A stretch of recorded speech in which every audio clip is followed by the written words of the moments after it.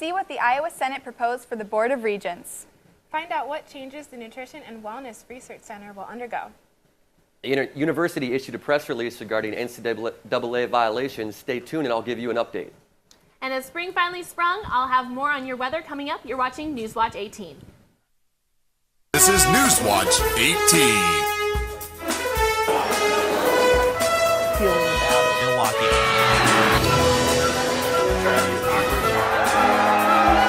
Newswatch 18 starts now.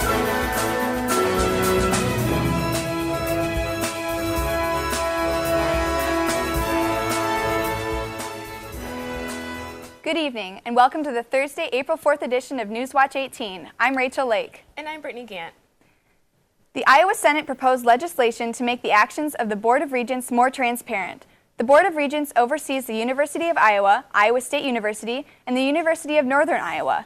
The proposal includes having each board meeting include a 30-minute public commentary period, and any proposal costing at least $100,000 would require public readings at 2 board meetings before a decision.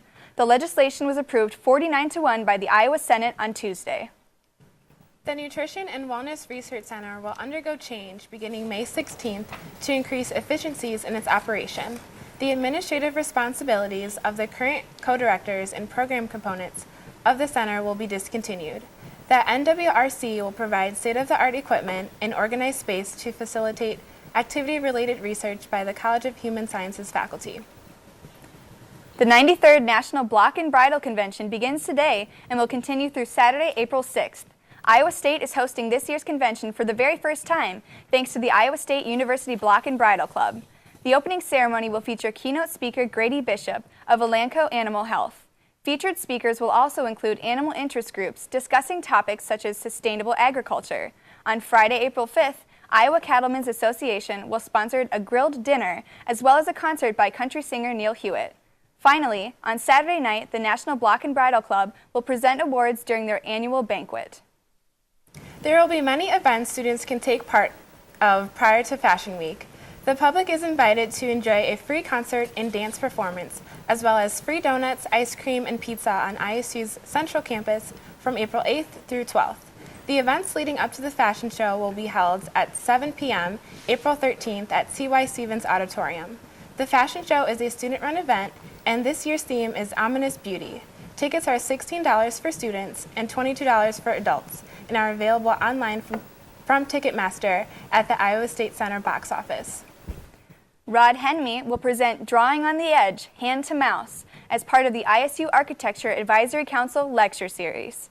Henme is the Director of Design at HKIT Architects in Oakland, California, a fellow of the American Institute of Architects, as well as a board member of the National Organization of Minority Architects. Henme will explore the impact of hand and digital processes on design on Wednesday, April 10th in Room 101 of the College of Design. This lecture will be free and open to the public. Growing up, many of us might have used hula hoops as a toy, but one Iowa State student made it not only a hobby, but a career as well. ISUtv's Alyssa Weiss brings you the story. How did I start hula hooping?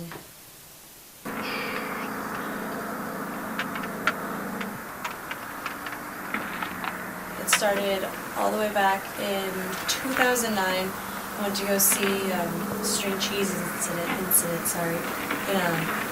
concert. They not only had aerialists on stage, but they also had 2 miniature stages in the audience where the hula hoopers hooped.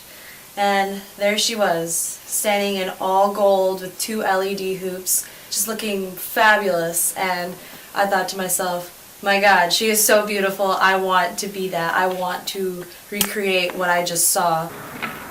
In the hooping world, we have a name for those kind of people who inspire us to start hooping or to get into the flow arts, and we call them hoop mamas or hoop papas. I'm in the Air National Guard at the 185th Air Refueling Wing in Sioux City, Iowa. So there's a lot of clashing with the 2 different worlds that I live in. You know, one is like the brightly colored hula hoop twirling, flowers in her hair, you know, girl that I am, and then the other is like the super professional, serious, all business military woman. I have a hoop business. I just started it last summer. I also run my own hoop club at Iowa State. So yeah, there is really no way to sum up why I hula hoop. It's just one of those things, I guess, that keeps me young at heart. Just like why a dancer dances or why a musician plays an instrument. You know, it's a way to express myself.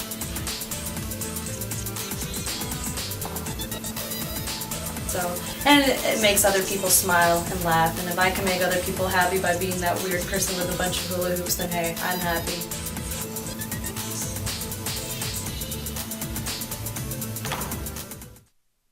There is a multitude of sport-related clubs on campus that students aren't aware of.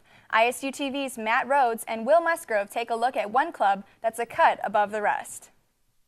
While some people wouldn't picture being chased after a sword with as fun, these ISU students not only enjoy it, but make it a part of their daily lives as well.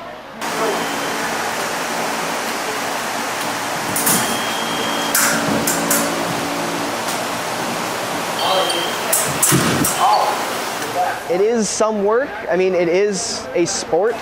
So if you go and do tennis or soccer, you're going to have to do some training to be able to do it well. It's the same thing in fencing. But we tend to make it as fun as we possibly can. Saber is far more aggressive. I'm not sure if that's why I like it more, but I do. Really the main difference is, like with Saber, you can use the entire blade to score points, whereas with epee and foil, you can only use the tip.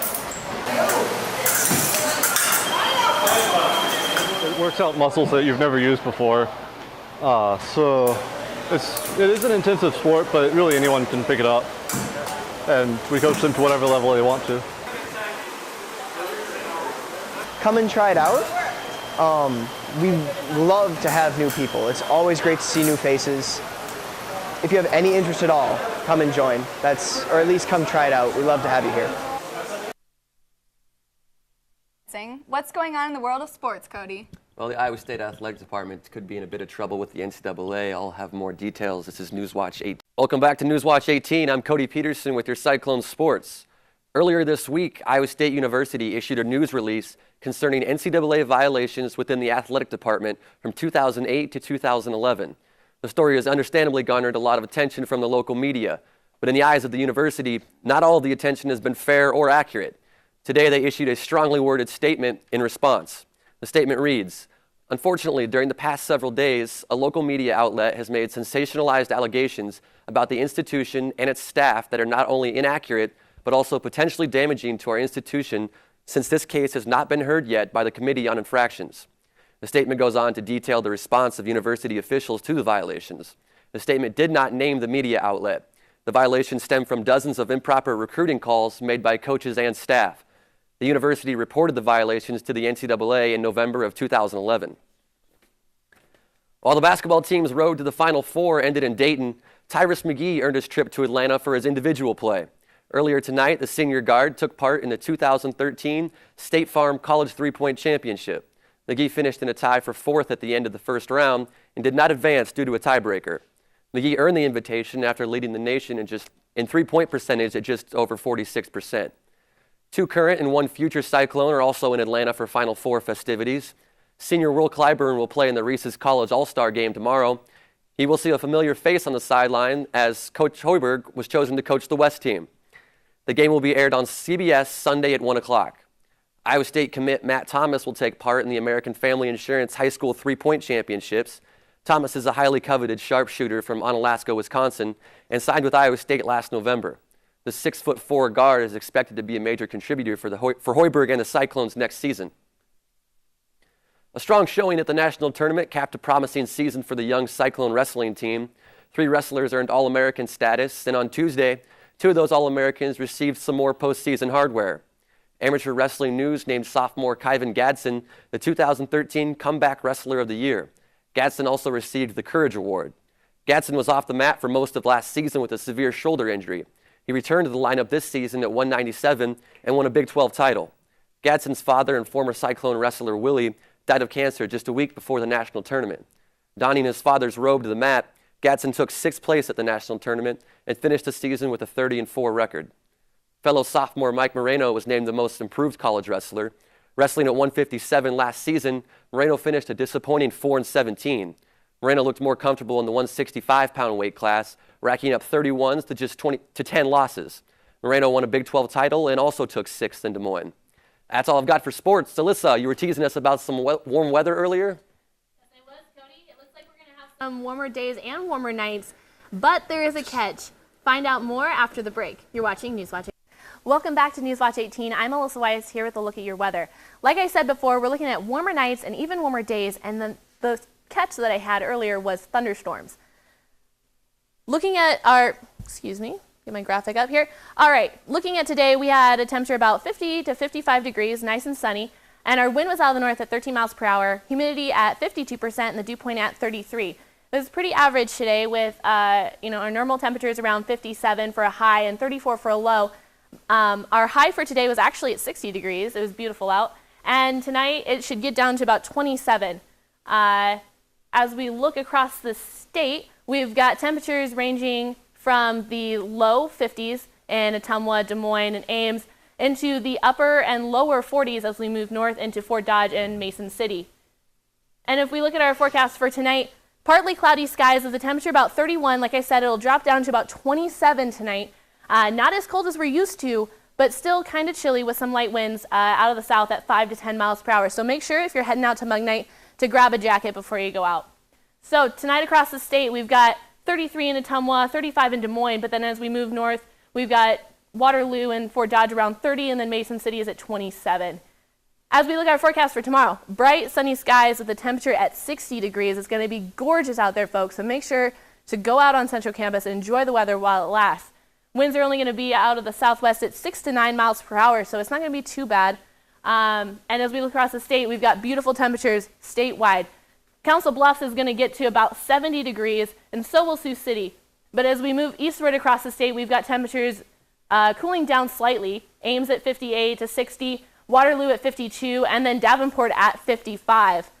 Now, as we look at our 7-day forecast, like I said, we're in for some thunderstorms, but they're not going to be until a little bit later or early next week. So Friday, we've got temperatures at 53 degrees, probably more like 60 here in Ames, but in Saturday, we're going to be looking at 62, 58 on Sunday with a chance at 30%. Now, as we move into Monday, it's going to be gorgeous, 70 degrees, but there's also a 40% chance of precipitation. Then as we move on Tuesday, it's probably more likely it's going to be storming, 50% chance of precipitation with the temperatures dropping a little bit at 56. Then as we move into Wednesday and Thursday, the temperatures are going to drop drastically at 49 to 50 degrees with the chance of precipitation at 30 to 20%. That's all I have. Back to the desk.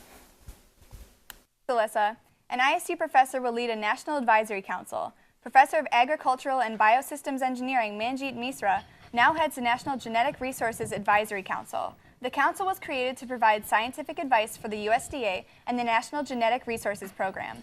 Misra will serve a 4-year term on the council, which includes 2 years as chair. He will lead 9 members from public and private sectors with backgrounds from plant breeding to Native American tribal traditions. That's all we've got for tonight's edition of Newswatch 18. Be sure to tune in on Tuesday for more cyclone news, weather,